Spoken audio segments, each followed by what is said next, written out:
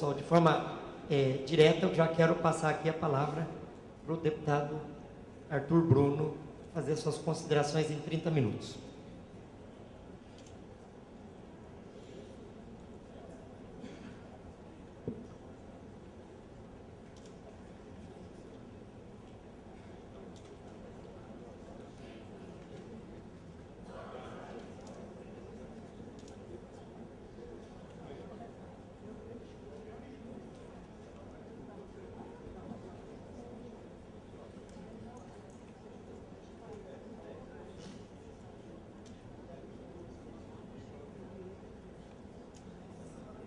Bom, boa tarde a todas e a todos. Queria saudar aqui todos os homens, a pessoa do Maranhão, e todas as mulheres, a pessoa da minha mulher, a Anatécia, que fez questão de estar presente nesse debate, porque ela queria debater comigo se houve ou não evolução dos problemas sociais dos últimos anos. Então, eu disse, olha, então, já que você quer debater comigo, vá à palestra e lá depois você faz as suas considerações. Então ela deve ficar por aí.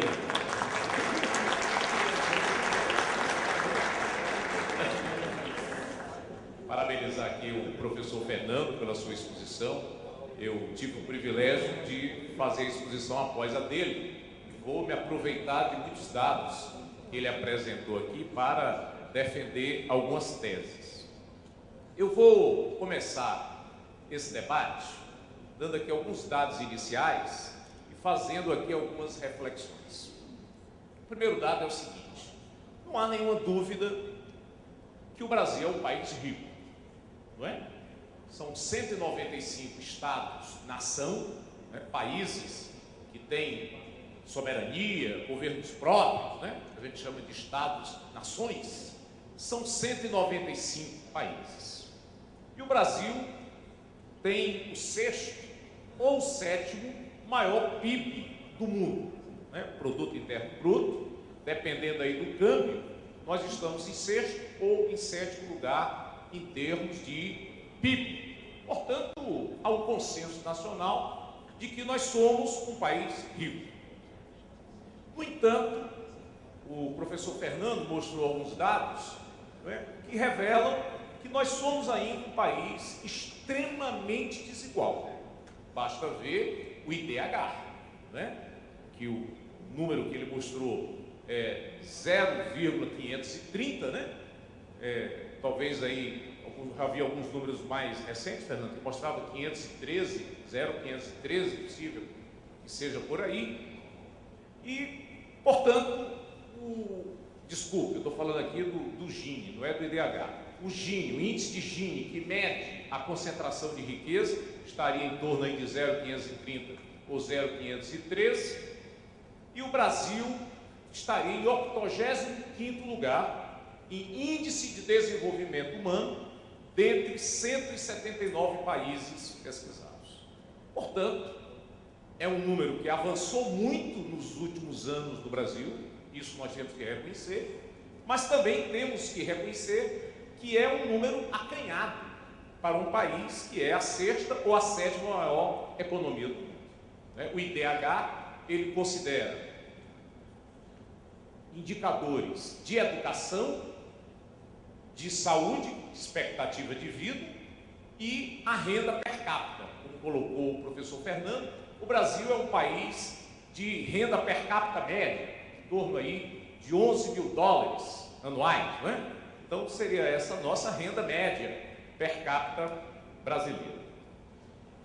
E o índice, portanto, o IDH, nós teríamos em torno de 0,713, e o índice de Gini, que aí sim mede a concentração de riqueza, né? Os 10% mais ricos e os 40% mais pobres.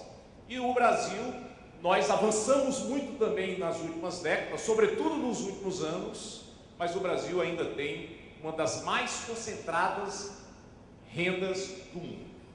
O último número que eu vi colocava o Brasil, esse 0,513, no 12º país de maior concentração de riqueza do mundo.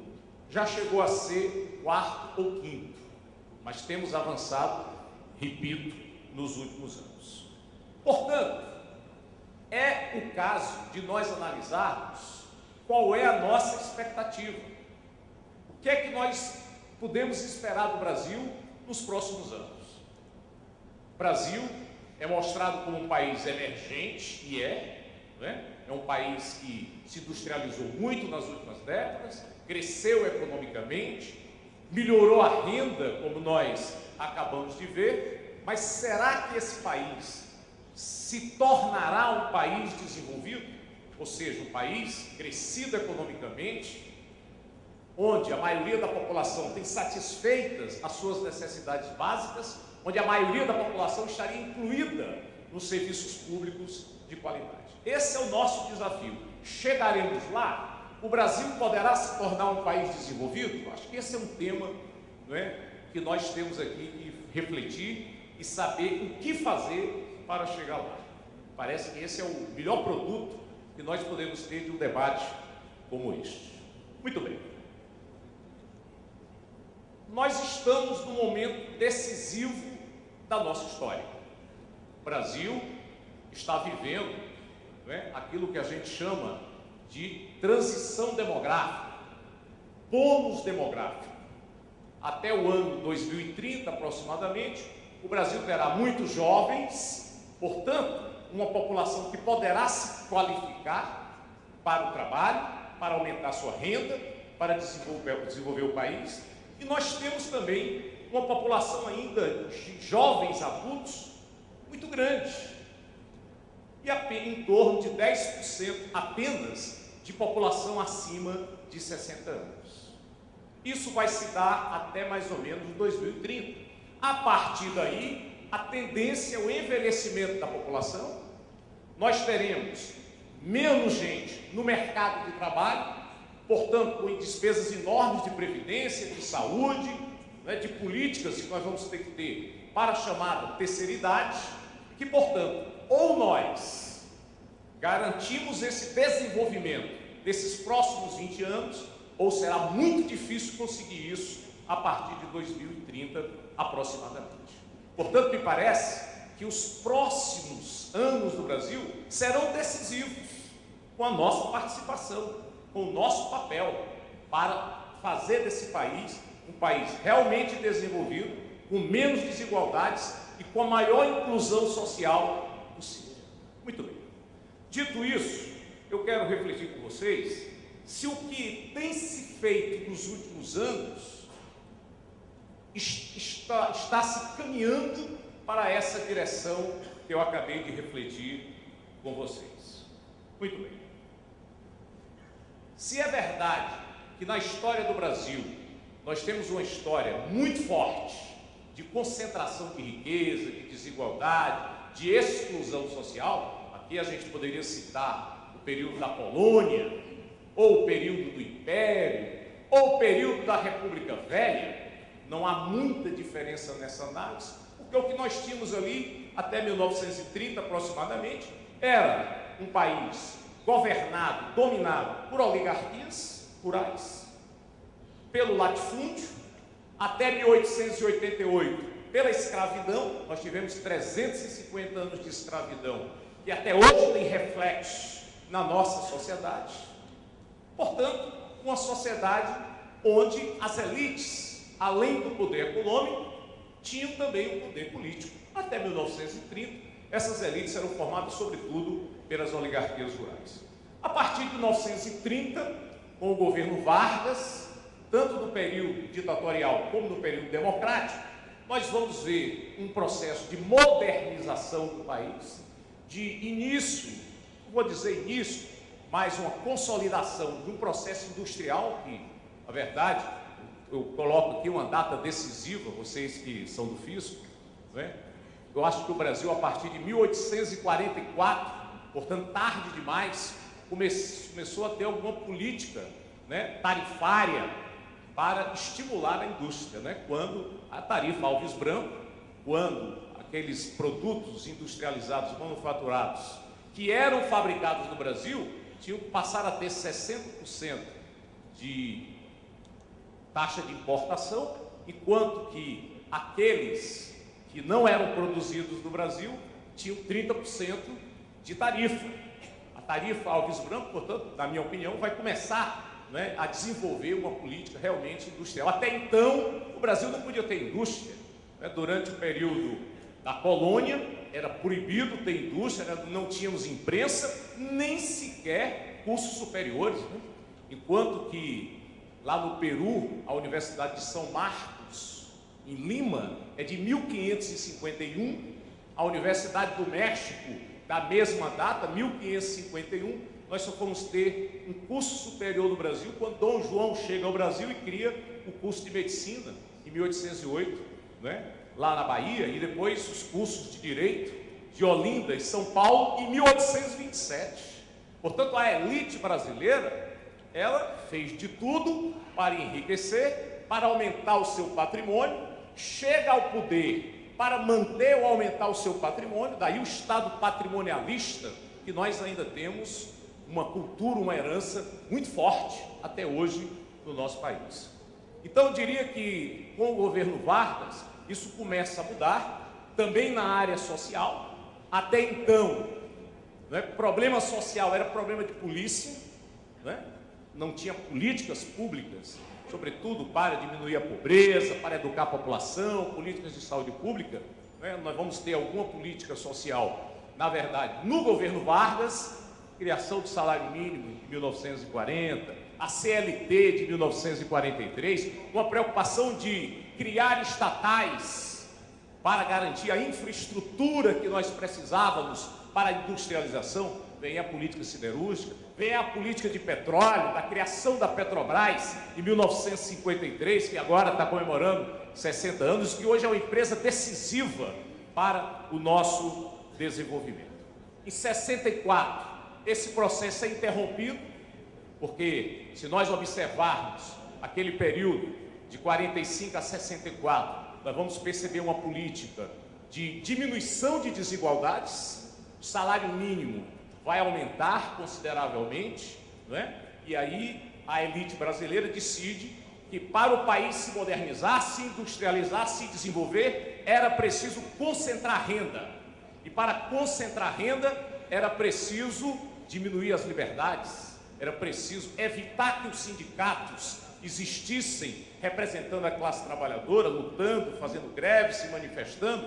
Era preciso que as lideranças populares evitassem de chegar ao poder, portanto, todo o processo de exílio, processo de perseguição. E aí nós tivemos, no período militar, sem dúvida, um período de modernização, de avanço industrial, de crescimento econômico, mas com concentração de renda, né? Evitando que a classe trabalhadora se apropriasse de importantes setores da renda nacional. Muito bem. Penso que com a redemocratização do Brasil, nós avançamos, não é? O governo Fernando Henrique será um governo que terá medidas importantes, e acho que para a classe trabalhadora, além também para a elite, foi fundamental a estabilidade monetária.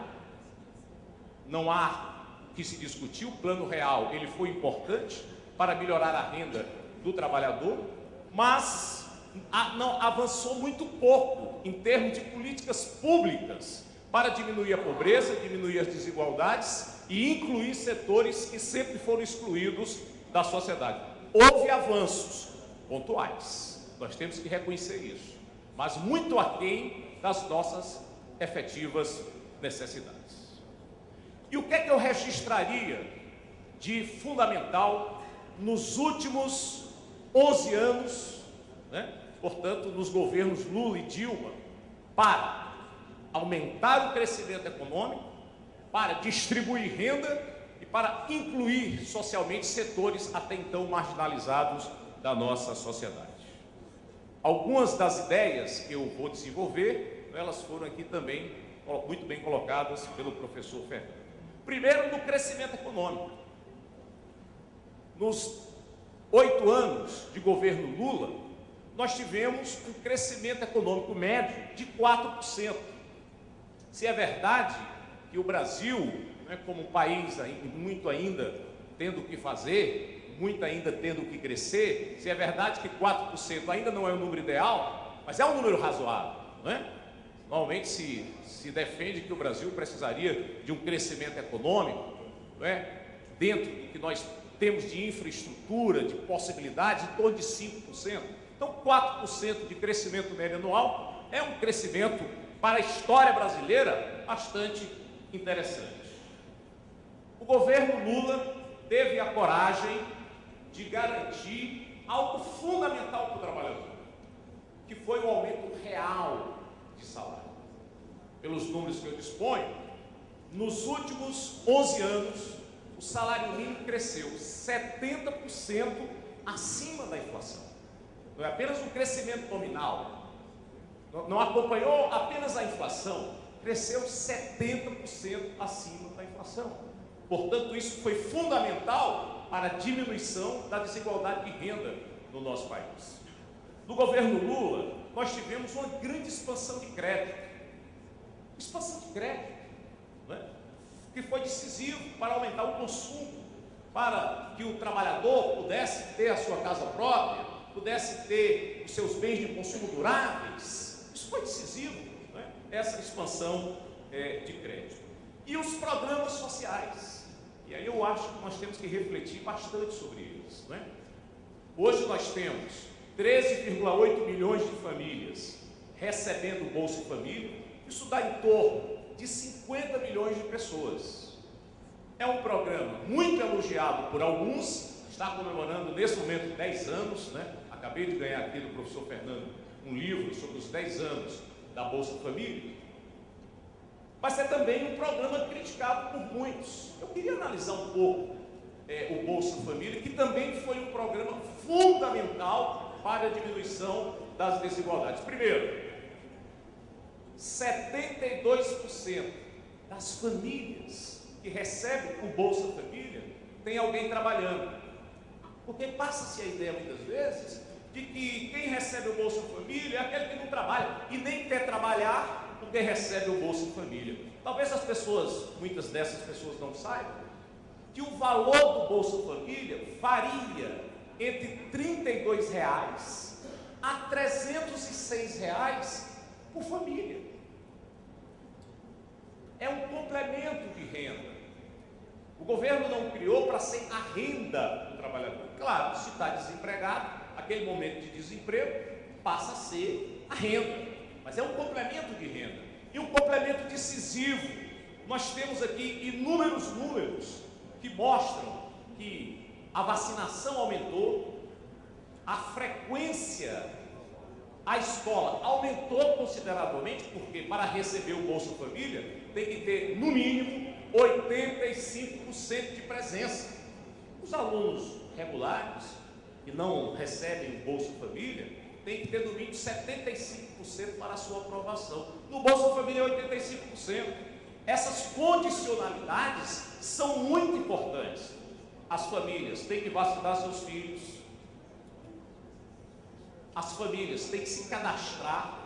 Portanto, o cadastro único hoje é um instrumento fundamental para qualquer governo daqui para frente, porque com o cadastro único, são em torno de 25 milhões de famílias que estão cadastradas, os governos decidem onde fazer as suas políticas de saúde prioritárias, onde colocar um posto de saúde, onde colocar um equipamento de atendimento de urgência, onde colocar um CRAS, um centro de referência de assistência social, e onde colocar uma escola de tempo integral, porque os dois governos, tanto o governo Dilma como o governo Lula, colocam esses equipamentos, sobretudo nas áreas onde há mais famílias recebendo o Bolsa Família, portanto, nas áreas mais pobres do nosso país. E isso tem melhorado consideravelmente as condições de vida com políticas de educação, saúde, assistência social. A grande questão que muitos colocam sobre o Bolsa Família é a tal da porta de saída.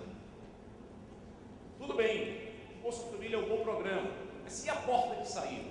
Como é que essas pessoas vão deixar de receber? Primeiro é preciso informar muitas pessoas não têm essas informações, que cerca de 2 milhões de famílias já saíram do Bolsa Família.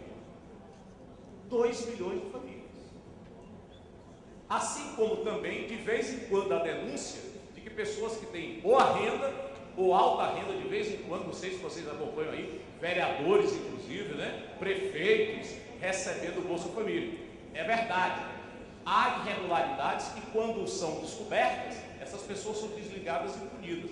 500 mil famílias já foram desligadas do programa Bolsa Família, porque não estavam de acordo com os critérios. Mas é difícil você fazer essa administração, porque o cadastro é no município. Quem cuida do cadastro, e não poderia ser diferente, é a prefeitura. Afinal de contas, o governo federal, o ministério, não poderia, ele sozinho, dar conta de 5.570 municípios onde há programas do Bolsa Família. Mas isso é muito importante, não é? E o governo resolveu incrementar agora, a partir de 2011, um dos programas mais importantes que eu já vi na história deste país, o PRONATEC, Programa Nacional de Acesso ao Emprego e à Escola Técnica, que é sim uma das portas de saída do Bolsa Família. Até porque o PRONATEC prioriza as famílias, as pessoas que estão no Bolsa Família, né, que podem e devem receber cursos de qualificação, os desempregados em busca de emprego e os mais pobres. Essa é a prioridade do PRONATEC. A proposta do PRONATEC é dar educação técnica ou profissional a 8 milhões de pessoas até o final do ano que vem. Acho que essa meta não será atingida. Ela é uma meta realmente muito ousada, mas os dados que eu disponho, nós já estamos com mais de 4 milhões de pessoas matriculadas ou no ensino médio, com a educação profissional, que o governo federal tem estimulado, escolas de tempo integral, ou nos institutos federais, que é algo que pouca gente sabe. Até 2002, nós tínhamos 140 escolas técnicas no Brasil. E é possível que alguns de vocês já tenham estudado numa escola técnica, que hoje a gente chama de Instituto Federal, de alta qualidade. Pois bem, eram 140. No final de 2014, serão 562 escolas técnicas federais no Brasil. Ou seja, em 12 anos, nós vamos conseguir quadruplicar, aumentar em 4 vezes os institutos federais de educação do nosso país. Eu considero isso decisivo para o nosso desenvolvimento, para diminuir as desigualdades e para a inclusão. Além disso, o governo federal tratou de obter aquilo que é fundamental, e o professor Fernando colocou muito bem. Às vezes a gente faz uma dicotomia entre qualidade e quantidade. Ora, ao garantir a matrícula de crianças e jovens pobres, onde não havia escola, isso é qualidade. É quantidade, mas é também qualidade. Evidentemente, eu não estou afirmando aqui que a escola pública no Brasil de ensino básico, por si só, ela tem qualidade. Não tem. Os números também estão revelando isso. Mas ao garantir que 97% das crianças e adolescentes estejam estudando no ensino fundamental, isso é sim uma política prioritária de educação e de diminuição das desigualdades desse país. Nós temos hoje no Brasil 6,7 milhões de jovens estudando na universidade. Nas universidades federais, o número de vagas aumentaram em 150% em 11 anos. Não é pouca coisa. Isso é decisão política. O orçamento do MEC mais do que duplicou. O Brasil investe hoje, de investimento direto em escola pública, 5,3% do PIB. Mas quando a gente vai para investimento em educação pública, mesmo que não seja em um equipamento público, como é o caso do programa ProUni, 1 milhão de jovens da escola pública receberam bolsas de estudo, de 100% ou de 50% para estudar em faculdades privadas. Boas faculdades privadas que são avaliadas pelo MEC e só recebem esses recursos do ProUni se tiverem avaliação no mínimo 3, de 1 a 5, que é a avaliação. Isso é uma política pública formidável para incluir jovens que até então dificilmente teriam condição de entrar numa faculdade pública, porque são as mais concorridas, mas que podem cursar o seu ensino superior em boas faculdades privadas. Portanto, nós aumentamos em 150%. Não é? Acho que isso é um aumento considerável em vagas de ensino superior do nosso país. E, finalmente, o que vamos garantir essa inclusão social nos próximos anos? Que políticas irão garantir? Me parece que nós temos que insistir na política principal, que é a educação de qualidade. Nós temos que dar condição das escolas públicas brasileiras, municipais e estaduais, terem a mesma qualidade das escolas técnicas, que também são escolas de ensino médio e que são consideradas as melhores do Brasil. Os colégios militares, as escolas técnicas de ensino médio são consideradas as melhores escolas de ensino médio do Brasil, melhores do que as escolas particulares. Isso comprova de que é possível você ter um equipamento público de qualidade na educação. O problema é que hoje no Brasil, 86% das crianças e jovens estudam em escolas públicas. E aí, levar essa qualidade que hoje tem colégio militar ou uma escola técnica para todas as escolas, não é uma tarefa simples, não é uma tarefa fácil, mas é um bom desafio, não é, para os próximos anos. O que é que está se tentando fazer? Até o final deste ano, nós vamos aprovar no Congresso Nacional o Plano Nacional de Educação.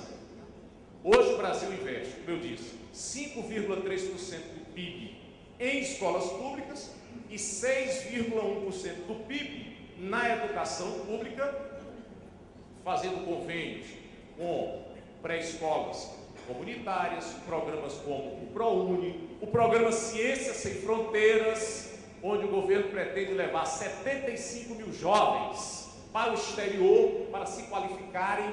Nós já conseguimos 43 mil, né? Estamos nesse desafio de colocar 75 e estimulando as empresas privadas para garantirem bolsas para mais 25 e chegarmos aos 100 mil. Portanto, nós temos 6,1% de investimento na educação com recurso público, mas nós queremos chegar a 10%.